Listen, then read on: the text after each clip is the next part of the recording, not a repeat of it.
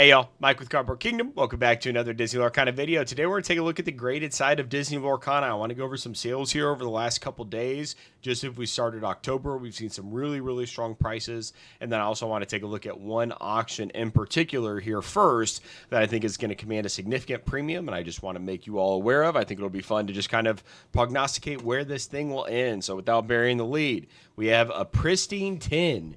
Minnie Mouse, iconic from Fabled. It is being consigned through Probstein. It is currently at $510, and it's got 5 days left. 8 bids. I think my initial thought is that we're probably looking at a $2,000 floor here. For those of you who are not familiar, when you can get this Beckett Pristine 10, this will sell for higher or more of a premium than a PSA 10. The standards to get a BGS Pristine 10, it can only have essentially a half a 0.5 difference between being a perfect card. So you'll see here, corners 10, surface 10, edges 10, centering 9.5. And so that gives it the pristine 10. If it even had another 9.5 grade, so let's say the surface came back at a 9.5 as well, it would be a BGS 9.5. And so the black label 10, the big 10 is when you have the perfect card. Those are very few and far between, but this is the first pristine 10 we've seen for the Sweetheart Princess. So I'll be interested to see what type of, the people who collect these cards in terms of chasing the pristine 10 or the black label 10, that's like the upper echelon of collectors. Like I personally, I won't be bidding on this card. Most of my collection is PSA 10s. That is, I prefer the consistency. Now with a Grail card like this, like my card, just being completely honest, my iconic Mickey, it's a very clean copy. I think there's an outside chance that it gets a pristine 10. And so since that's the case, I will be sending it to Beckett first. Likely it's going to get a 9.5. I'll break it out, send it to PSA, and it'll get a PSA 10. Hopefully, right? Fingers crossed. And so that's my current strategy, but I'm not a bidder on this card by any means. The extra 0.5 of we talk about Minter and better quality doesn't do anything for me. I'm completely fine with a PSA 10, but I'm curious where you guys think this card is going to end at, because this definitely is a higher end of collector, someone who's probably got a little bit more disposable income, someone who's maybe just a really big fan of Disney and of Lorcana, and they have a lot of money to spend. So once again, I think a couple thousand is probably, I would say it's going to end, within a couple $100 of 2,000 plus or minus would be my initial guess there. So let me know where you guys think. We'll continue to track it. We'll look at it when it finishes and see if anyone could get it on the nose there. It's already been viewed 117 times the last 24 hours. It has not been live that long, and this thing is she's going to sell for a pretty penny. Okay, moving over to some other sales that have happened here in October that I just took a look at and we're excited about. And I guess before we get into that, I'll kind of give my thoughts on grading Disney Lorcana. So truth be told, I have stopped grading in general, just as a whole practice. I have stopped. Right now, I feel like my money is better spent acquiring as many cards as I can. I don't really have much for sale unless it's playable cards. I obviously traded some stuff away to get the iconic Mickey, but I'm not really selling much right now. Like I am very much in an acquisition phase, and I want to get as much inventory as I can, whether that's into my personal collection, whether that's getting multiple copies of a card, etc. And right now that is my strategy. Grading has gone up multiple times. I believe, in someone who has an active PSA membership, let me know. I'm pretty sure PSA just raised their rates again. I was grading cards for $10, like they're running like promos for like $10 a card. Like that's when I was grading cards. And even up to like 14, 15, I did some bigger ones at like 17 to 20, but like, that's like, I have no desire. Like I probably have 100 cards that could go to grading right now, but I don't want to pay $25 a card or whatever the bulk rate is and have to wait 69 months to get the cards back. Like I will gladly let this cycle happen and grade them on the back end. Like I'm not worried about it at all. So I'm not grading a ton right now. So just know that that's my, the context of me talking about this as someone who does collect graded, has graded cards, love the idea of having a gem mint quality of a card that I love. So definitely respect it. Definitely am a fan of it. Just have not been grading mainly because long times and high prices. And then whenever you go with some of the other companies like CGC or BGS, unless you get the pristines right, but even CGC, Tag, etc. I hate, and this is a hot take, but these they're kind of like noob traps or these junk slab mystery products. I have really like became like I loathe them, and I have seen particularly CGC and Tag both associated with this market, and as a consumer that has made me completely despise those brands, whether that's that's credible or not, right? You may feel differently, but whenever I see, if I'm scrolling social media or whatever and I see a live stream of someone opening a like literally like a 25 cent like Japanese EX Pokemon card from the newest set in a gym mint tin or a tag tin, whatever, and like losing their mind, like, oh, we got another tin. And it's this 25 cent card that they put a couple dollars of plastic around it, but they sold it in a mystery box for like $150. And now this person's got a worthless card in plastic. The max it'll get on the secondary market is like $10 for a PSA 10, but they're like hyping it. And I see just mountains of these tag slabs.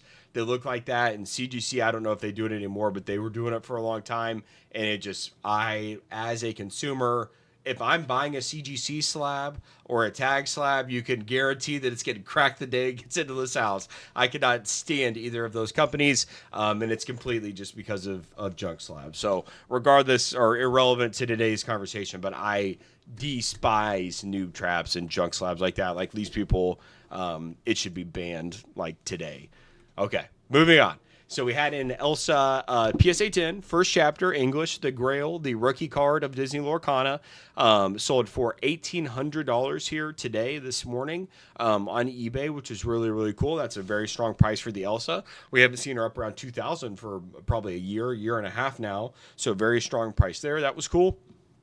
Additionally, we had a Simba from the first chapter sold at $500. So PSA 10, very, very cool. We got, obviously an awesome card, one of the first Enchanteds. Iconic movie, love that card. It's a very, very cool card with the lightning in the background. Simba looking over his shoulder, very cool. Obviously, Elsa. Enough said about that one. Mickey Mouse, Wayward Sorcerer. We had an auction here, end at $335.77. That was sold yesterday on the 1st. So very strong price for the Mickey, right? PSA 10. It's good to see these cards getting a significant premium. That means the collector base is growing. This one I was very interested in. If, for those of you who have been around a long time like I have, I've got stacks of these cards. Of the Disney 100 cards, and so seeing this set of 10, set of 6 that all have 10s, getting $600 was very, very cool to see. Definitely something that whenever I get back to grading, these will be a big part of my first submission. And a lot of those premiums because of this Maui here. Just if you've made it this long in the video, Maui is one of the hardest cards in Disney Lorcana to grade. I think last I checked, it was like sub 20% Jib Mint, if not worse than that.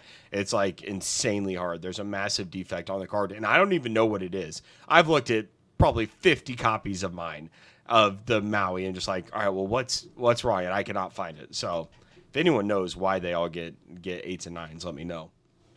Another very cool sale. The Brave Little Tailor, in my opinion, the best version of this card, whether it's the D23 first edition, the first chapter, whatever Brave Little Tailor you wanna show me. This one is by far the most aesthetically appealing. It's from the D23 box, and I think it's like if one card I feel like should like do well just in general. If everything, just like if Lorcana truly does become a collectible more so than it is now, like this card is the face of the brand. This art was on all the marketing material. It's on the first chapter packs. Like it's everywhere. And it's a sick card. Nicholas Cole did a great job with this art. Like the fact that Artful Rogue got it a chance at the first chapter of this didn't, like, I mean, come on. Nothing against Kindle, but give me a break. Nevertheless, this card getting $175, I think on the open market, this card's still only like $30-$40, and these cards are very, very good quality. So for the record, like I probably graded 20 of these, give or take. I can't remember exact numbers. every single one is gem mint out. I've bought them on secondary market raw. I've opened them myself. Every single copy I've ever touched has gotten a gem mint 10. They're very, very well packaged. That's not to say that everyone's going to get a 10. Obviously, there are definitely some on the pop report that do have 9, but this is a card that's got good margins. If it's going to start selling at $175, and it's only $30 to $40 to acquire, grading costs now at this point are what? When you include shipping and insurance, you're probably close even at bulk to like $25, $30 a card. Insane turnaround times. We're talking like months and months and months, but still a very good premium for this particular card. And I, once again, I just like to be transparent. Like I have a lot of these cards.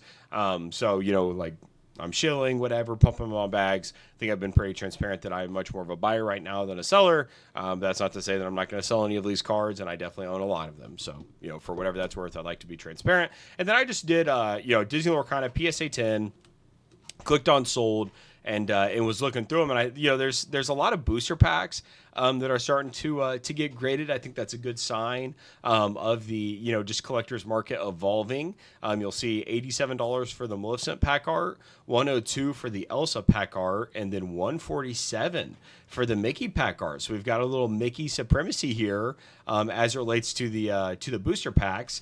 But overall, some very, very cool stuff. And, this is like in the niches of the niches. If you're not familiar, you can grade booster packs. And so this is, I'm trying to get a bigger picture for you guys, but I guess that doesn't want to pull up. This is grading essentially how it was cut at the printer, how sharp the corners are. You'll see some packs, they'll be very, very sharp corners and very level all the way across. For some will be very like oblong, or it'll be kind of like a diagonal cut. Maybe the blade was less sharp, whatever. There's a lot that goes into it, but you can even grade booster packs if you are not aware. Who knows when the graded booster box world is coming, but my God, PSA, if they can put something in plastic and people will pay for it, they will do it.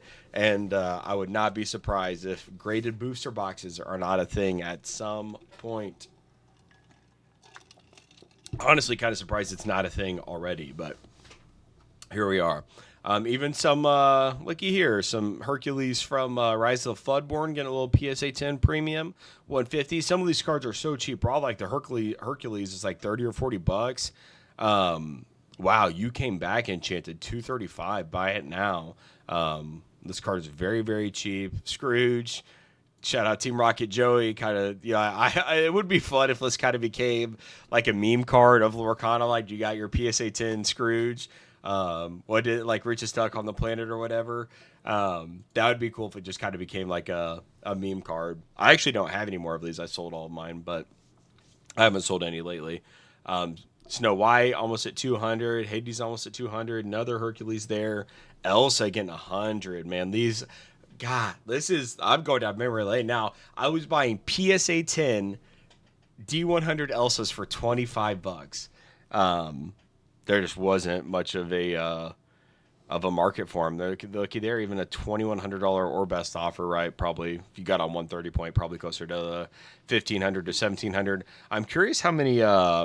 Let's do Rockstar Stitch Enchanted. So still around. Well, that's weird. It says the most recent was, September 11th, which just isn't the case. I know that there have been sales past that. That's an interesting way to display a card for auction. Nevertheless, so let's look at unsold Stitches here. Looks like I do want to go, PSA 10. Most on the market's 1,200. There's still 3 there. One at 1,500. Couple, or that's just one. Yeah, that's just the same card at 2,500. So not many on the market. There's a total of graded PSA 10s. You have 1, 2, 3, 4, 5.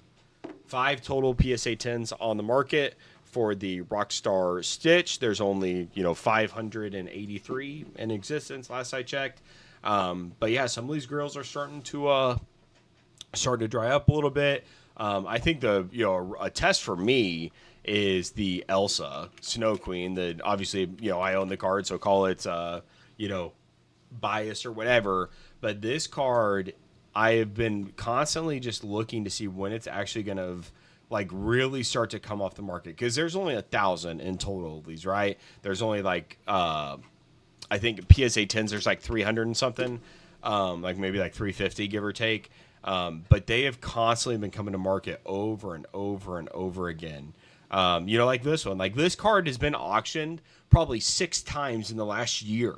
It's like people keep buying it and sending it to Probe Scene over and over again. Like this one signed and doodled by Nicholas Cole, I've seen auctioned so many times, and it just, they keep happening, right? And so like, until people like me buy them, where they're just like, they're off the market, right? I have this card, it's not getting sold. And so that's one of, 350 that are off the market in terms of gym mitts. Or I guess mine's not even a PSA 10 yet, so I can't even, actually that would be, mine's still in its 9.5 container from BGS. But once these, just as a whole, 1,000 copies of a card is a lot. But 350 in gym mint quality, that's not a lot, right? And so I'm looking forward to a world where these aren't getting auctioned every single week. Now, there's a lot to be said about them being auctioned. You constantly have a market price established. There's no, gray area of it not being sold and not knowing what the market values it at. So, you get a lot of sales data with it. So it's definitely not a terrible thing, but it looks like we have one at 7,500. You've obviously got the one at auction. And then you've got some PSA 9s and PSA 8s. Oh, there's another one. Almost at, 8,000, but it's OBO there. So, I don't know. I'm just interested whenever, these cards really start to get off the market and dry up, what that does for kind of the higher end side of things. You'll also, a lot of those DLC promos, you'll notice a lot of times they're not even on eBay. They don't have any sales data. Obviously, a lot of those are done in private. So we don't even have sales data on that. And that's one good thing about the D23 Elsa is it's constantly getting sold. So you've got a lot of price points there and a lot of data to follow. So that's it for the graded side of things. I just thought it was cool to look at some of those recent sales. I mean, every sale that we looked at and for those PSA 10 sales, those were within either today or yesterday. That was just for, October here. So lots of really, really strong sales coming in. The market's definitely starting to pick up a little bit. We've got the first DLC this weekend. We got DLC Milwaukee a couple weeks from now. Then we're going to get through the rest of DLC Season 2. We're going to get championships. We're going to get worlds. And then into Season 3, which is going to be hot and heavy. Pixar, like there's a lot coming down the pipeline, and I hope, man, because like I thought 2025 was going to be a big year, and obviously a lot of the things that I thought were going to happen never came to fruition.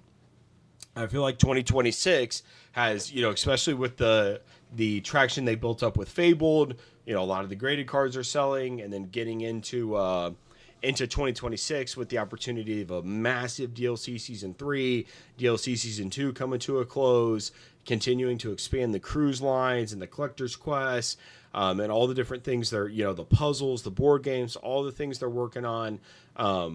There's a lot to be excited for, and I think a lot of 2026 could be a big year for Lorcana. So I'm going to be here regardless, right? Just like I have been through 2025, whether the cards are moving in price or not. A lot of these cards, I just like them, love them, and I got to have some more of them. And, that's what I'm all about. So with that being said, thank you very much for watching, guys. We'll be back with another video soon. Hope you all have a great day. Talk to you later.